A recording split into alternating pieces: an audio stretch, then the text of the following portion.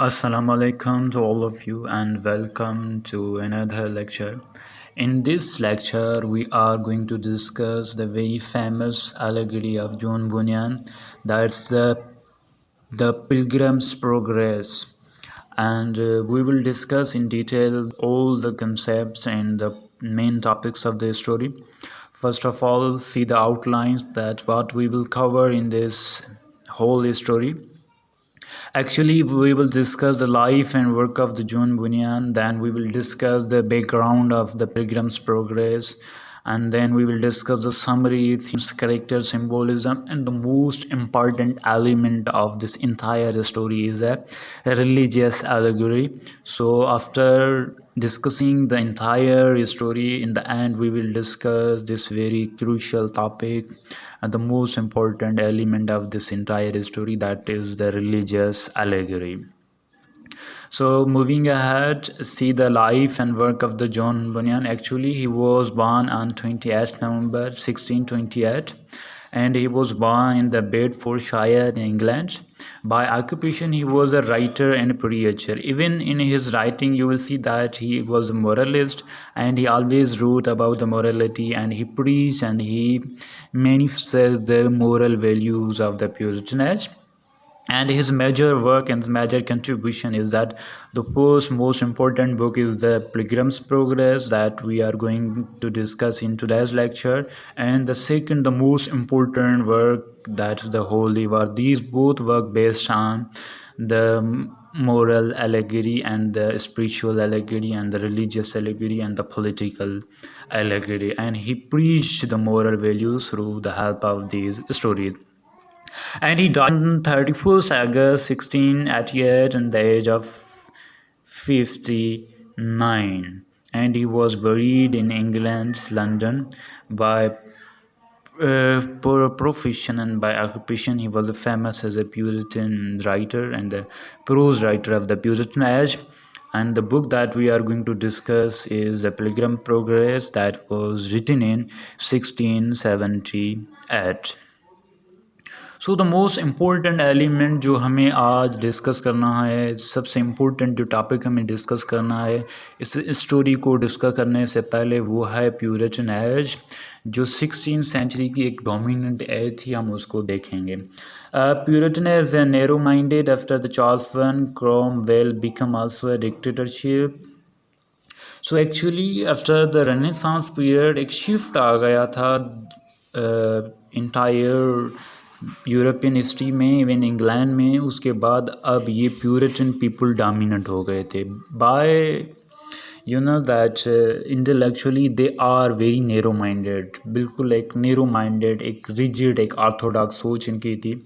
Charles one के जाने के बाद, इवन जब क्रॉमवेल आया था, तब ये भी डिक्टेटरशिप वहाँ पर कायम रही. And they were the narrow people and the common reaction they show and the past time were band. Past की जो सारे वैल्यूज थे, या जो पूरा एक पेस हिस्ट्री का आ रहा था, प्रोग्रेस का आ रहा था, एक सोच का आ रहा था, that was band on that time. एक रिग्रियस सेंसरशिप थी, एक ऑर्थोडॉक्स, एक वेरी रिजिड सेंसरशिप थी, सेंसरशिप बोर्ड की. दे सेंसर ईच एंड एवरीथिंग कि इस तरह ये होना चाहिए, ये चीज़ें बैन करो, ये करो. इवन दैट टाइम थिएटर वाल क्लोज, शेक्सपियर का जो थिएटर था, ग्लोब थिएटर, उसको भी उन्होंने fire set on the fire, उसको भी बर्न कर दिया था. सारी चीज़ें वहाँ पर उन्होंने एक रिजिड, एक ऑर्थोडॉक्स, एक एक्सट्रीम लेवल आ गई थी प्यूरिटन एज में, जो एक 16th सेंचुरी की डोमिनेंट एज थी. Even they ban the female male and female interruption. Even जो मर्द का फीमेल का रोल था, इंटरप्शन था, इंटरवीन था किसी स्टोरी में या किसी ऑफिशियल डॉक्ट्राइन में, that were also ban, the only the male dominancy. When we criticise the Puritan as a narrow minded, we did not forget it एक्रोपेटिया wrote by Milton against the censorship board. Milton का कुछ एक document जिसको हम एरोपेगिया कहते हैं, that's were very famous, जो इन्होंने सेंसर बोर्ड के अगेंस्ट लिखा था. बिकॉज हर चीज़ वो फिल्टर्ड करते थे सेंसर बोर्ड वाले, हर चीज़ को इतना वो माइन्यूटली देखते थे. अगर वो प्यूरिटन के डॉक्ट्राइन में फिक्स स्टोरी नहीं होती, अगर वो वर्क प्यूरिटन डॉक्ट्राइन में फिक्स नहीं होता, उनके आइडियोलॉजी के अगेंस्ट है तो उसको वो बैन करते देते। इवन जब थिएटर बैंड है, फीमेल का कोई रोल नहीं है, तो उनके अगेंस्ट ये एरो पेगेचा जो है मिल्टन ने लिखा, दैट्स वेरी फेमस। वो उन्होंने एक्चुअली सेंसरशिप के ख़िलाफ़ लिखा था जो प्यूरिटन पीरियड के ज़माने में थी। And the Puritans were originated to make change in their worship, but later on it became a national movement against the dictatorship of the Charles I. Milton and the Cromwell fought against the Charles I. अच्छा, ये जो Puritan थी, that was actually based on the religious value. They were more inclined to the religion and they were orthodox in their religious values. आगे चल कर ये सारी जो प्यूरिटन की मूवमेंट थी या जो सारा पैसा वो डिक्टेटरशिप के ख़िलाफ़ हो गया। इवन जब चार्ल्स वन वहाँ पर डोमिनेट था तो ये चार्ल्स वन के ख़िलाफ़ पूरा ये डोमिनेटी का फेस स्टार्ट हो गया कि now these Puritan people against the monarchy, against the dictatorship of the Charles one.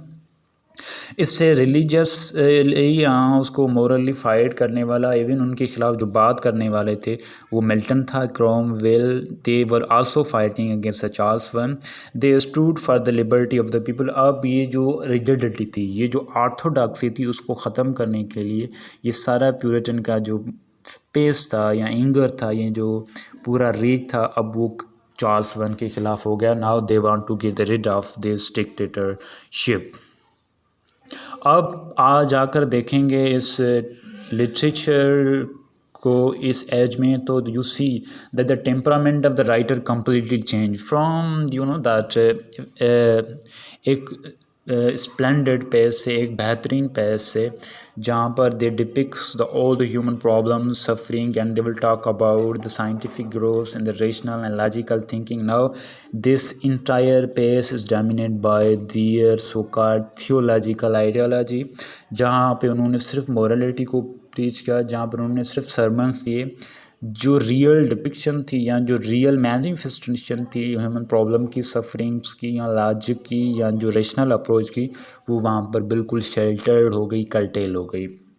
अब जो ज़्यादातर जो फंक्शन था इन प्यूरिटन राइटर का, जो प्यूरिटन पीपल थे, they transfer the mysterious gods and the mysterious because he is separate from the world. अब ज़्यादातर mysteriously they define the god and make mysterious, एक मिस्ट्रिकल अप्रोच के साथ they transfer to the god, खुदा की तरफ shift हो गए, to make him more relevant to the universe, कि he is the most important and the most crucial and the most significant and most prominent character of the world, and he is the creator and he is the originator and he is the founder of the entire universe and to glorify God। ज़्यादातर उनका जो काम था literature में, इस तरह आप देखेंगे, इस स्टोरी में भी देखेंगे that the John banyan actually admired the glory of the God and he talk about the moral values and he admired the God। And Puritan writing reflected the characters and the scope of the reading public which was literate and as well grounded in religion। अब इनका जो ज़्यादातर जो reflection थी literature में, वो सिर्फ particular एक लिटरेट क्लास के लिए नहीं, they write for the entire people, for the entire reason.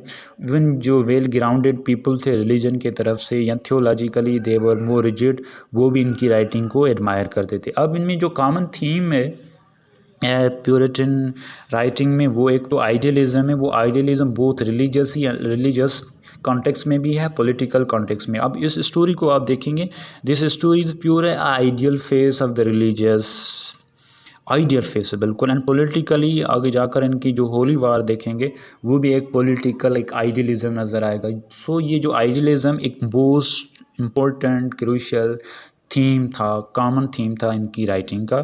दूसरा प्रेगमेटिज्म था। प्रेगमेटिज्म है क्योंकि जो चीज़ आपको बतानी है उनको प्रैक्टिकली भी बतानी है और उसका कोई पर्सपेसिवनेस, कोई मकसद, कोई कॉन्टेक्स्ट ज़रूर होना चाहिए। सो ये दो बहुत इम्पोर्टेंट एलिमेंट थे प्यूरिटन एज के लिटरेचर के। अब जो अहम टॉपिक है वो है कि इसका जो ओवरऑल बैकग्राउंड है पिलग्रम प्रोग्रेस का वो क्या है। This whole story based on the allegory, जो एक रिलीजियस एलेगरी है। स्टोरी पोएम, अच्छा एलेगरी की डेफिनेशन क्या है? स्टोरी और poem are picture that can be interpreted to reveal the hidden meaning, typically moral और पॉलिटिकल वन। एलेगरी का क्या मकसद होता है? उसके करेक्टर के अंदर, स्टोरी के अंदर कोई ना कोई एक हिडन मीनिंग होती है। उस हिडन मीनिंग के थ्रू राइटर अपना मैसेज कन्वे करना चाहता है। वो मैसेज हो सकता है मोरल वैल्यूज़ के बारे में, वो रिलीजियस फारे के हवाले से या पॉलिटिकली हो। तो यहाँ ज़्यादातर देखेंगे ये जो एलेगरी यूज़ की गई है यहाँ पर द पिलग्रिम प्रोग्रेस में, वो एक रिलीजियस एलेगरी है। इनका जो कंप्लीट टाइटल है द पिलग्रिम प्रोग्रेस का, वो ये है कि the Pilgrim's Progress from this world to that which is to come. ये पूरा उनका एक टाइटल है द पिलग्रिम्स प्रोग्रेस का। The Pilgrim Progress religious allegory by the English writer John Bunyan, publish in 2 parts. इनके 2 पार्ट्स हैं story के actually. एक जो फर्स्ट पार्ट है वो आया था 1678 में, और जो सेकंड आया था वो आया था 1684 में। And this work is a symbolic vision of the good man's pilgrims through life, at one time second only to the Bible in the popularity. अच्छा, इस स्टोरी की जो 2 फेज़ हैं, पहले फेज़ में देखेंगे एक सिंबॉलिकल, एक आइडियल फेज़ है कि एक करप्ट पीपल, एक विकेड पीपल, वो ट्रांसफ़र होकर खुदा की तरफ चला जाता है, उसको गॉड की ग्रेस और साल्वेशन मिल जाती है। उस सेकंड एक है प्योर बिब्लिकल करेक्टर है, जिनकी सिर्फ from this word to that word transformation होती है। जो सेकंड पार्ट है, जब हम स्टोरी को डिस्कस करेंगे आप क्लियर हो जाएंगे। ये सारी जो स्टोरी है या जो वर्क है बुनियान का, एक प्योर क्रिश्चियन एलेगरी है, जिसमें वो रिलीजियस वैल्यूज़ के बारे में ज़्यादातर बताता है। अब ये था इंट्रोडक्शन। अब जो नेक्स्ट लेक्चर है उसमें हम डिस्कस करेंगे करेक्टर डिस्कस करने के बाद हम जो है स्टोरी का जो 2 मेन पार्ट है, पार्ट